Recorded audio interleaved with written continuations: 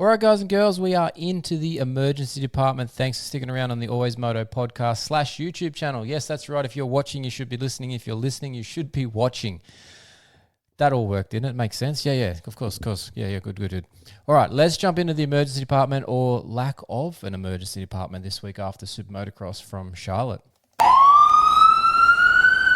The emergency department. All the injuries, all the gory details, and when they'll be back on track. It's the list you really don't want to be on. You don't want to be on this list, and it seems they've finally taken my advice. Nobody is on this list. Well, at least that we know of. It's never exactly true to the word that they're there or they're not there from an injury because it's moto. People hide injuries. That's why we do this show. Try to bring out the information to try and show you people out there what's going on, what's really happening. But so far, it seems like nothing's actually happening from the round one at Super Motocross there at Charlotte. Heading to this week to Chicago, everyone should be pretty well good to go. Yes, we've got some little notes to make here, so we'll run through those quickly. The one that we're waiting on a response from is Bryce Shelley. He went down in that LCQ for the 450s. Not sure of his status at this stage. We're expecting that he might be just beat up and hopefully okay, but we don't have any confirmation of that. So check this space back in a day or so, which means check our social channels. Hayden Deegan went down in qualifying, raced, obviously won first moto, fifth, I think it was, in second moto. Said that he didn't feel great in that second moto. Ideally, the week between now and that next race has given him the chance to recover from that, and he's all good to go. Who else went down? Jet went down. He went down in qualifying as well. Probably a little beat up from it.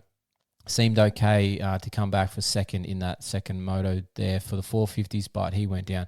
A few other guys went down throughout the day. Nothing major, nothing reportable here in the emergency department, it seems. But we do have some other things still to come from here for you guys and girls out there.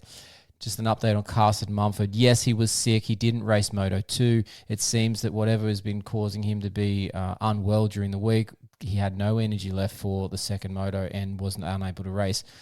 Levi Kitchen, similar scenario, led out early in that Moto 1, got run down by his teammate, but we think that's to do with the sickness that he was battling through all week as well. No word on what either of those two was suffering from. Hopefully it's a short-lived situation and they are back to normal for this weekend in Chicago, but we'll have to wait and see how that pans out. Ideally, they didn't give it to anybody else on their team as well, that then results in them having poor weekends this weekend. So keep an eye on that as well. Whether they'll getting a little too friendly in the truck, getting dressed or not, we'll have to wait and see. But ideally, both of them are recovered and they haven't spread it to anybody from what they've had for that week. And Ty Masterpool's a lovely, interesting story for me. As I say at the beginning of these podcasts, I'm not a doctor, I'm a physiotherapist, and this is crossing over into that doctor's sort of side of things. He had an appendix issue that kept him out of Ironman. Now, as far as I'm aware, an appendix issue is something that needs to be removed. It's an emergency situation. Somehow he hasn't had that removed. He's delayed it by taking some high-dose antibiotics. Now, if anybody who knows, you take some antibiotics. I take them every day because I don't have a spleen, but from a bike crash, just FYI. But if you're taking high dosage of them, it can really knock you around. It can sap your energy. It just makes you not have that same endurance that you would previously. For whatever reason, the body's response to that is taking a lot of effort to process that and then fight off the bugs that they're occurring from. Now, in his case, they won't kill the issue that's going on. The appendix will have to be removed. This is a temporary measure to try and keep him in play for these 3 races. How he'll go this week, it's anybody's guess. He was saying that he had sort of 7 to 9 minutes of effort in him. That seemed to be the case. He was out front and then dropped back. Let's just see how it plays out. But I do expect at some point he'll either get through this okay and be able to get to a scheduled surgery to remove the appendix, or the appendix is going to play its own game and it's going to burst and he's going to have an emergency situation and have to get it out ASAP, and that will put him out. So he's got a week and a half to go from when I'm recorded this point. So let's see if he makes it all the way through. I am interested to talk to him about how this is going. I tried to reach out to him, but I've had no response from Ty. So we'll look to see if we can get in touch with him at some point before the end of this season and before he gets that appendix out, just to see how he's coping through. But that's it.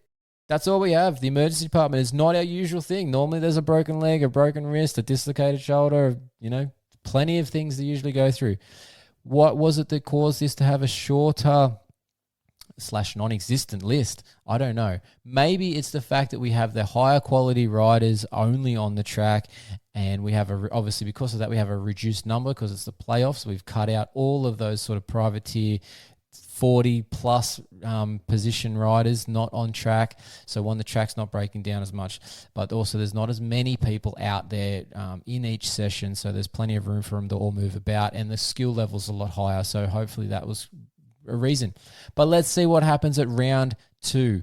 Now, we spoke about this before the first round here, about if there was injuries, what they would do for riders' availability for round 2, because they had to go through and call people to fill this unseeded LCQ list so they could have riders to qualify into the main event.